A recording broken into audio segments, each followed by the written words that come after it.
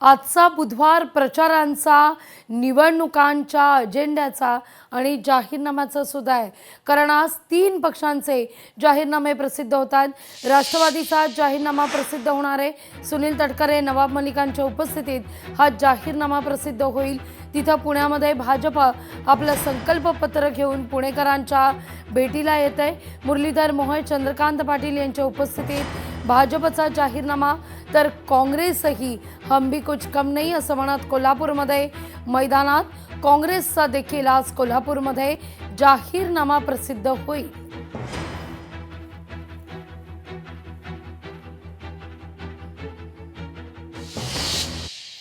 तर राष्ट्रवादीचा जाहीरनामा प्रसिद्ध होणार आहे। सुनील तटकरे आणि नवाब मलिक यांच्या उपस्थितीमध्ये हा जाहीरनामा प्रसिद्ध होईल।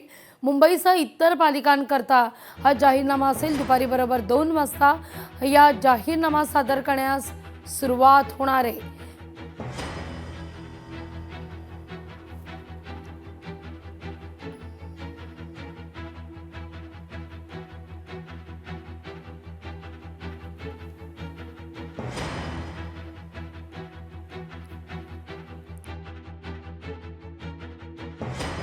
आपण अधिक माहिती घेऊया आपल्या प्रतिनिधी मीनाक्षी यांच्याकडून। मीनाक्षी, आज राष्ट्रवादीचा जाहीरनामा प्रसिद्ध होतोय, काय असेल या जाहीरनाम्यात, काही कुणकुण?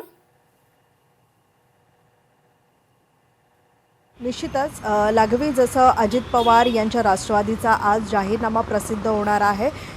दुपारी 2 वाजता वानखेडे स्टेडियम इथल्या MCA लॉन्जमध्ये हा जाहीरनामा प्रसिद्ध केला जाणार आहे।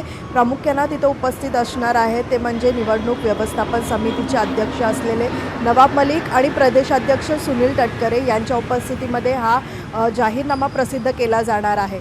सगळ्यांचंच लक्ष या जाहीरनाम्याकडे असेल, कारण मुंबई महानगरपालिकेच्या निवडणुकीच्या अनुषंगानं पक्षाच्या वतीनं जास्तीत जास्त महिला उमेदवार ज्या आहेत त्या देण्यात आलेल्या आहेत। त्यामुळे महिलांच्या बाबतीत, महिलांच्या सुरक्षेच्या बाबतीत किंवा मग युवा धोरण असू शकतं, अल्पसंख्याक समुदायासाठी मीनाक्षी मुद्दा लक्षात येतोय।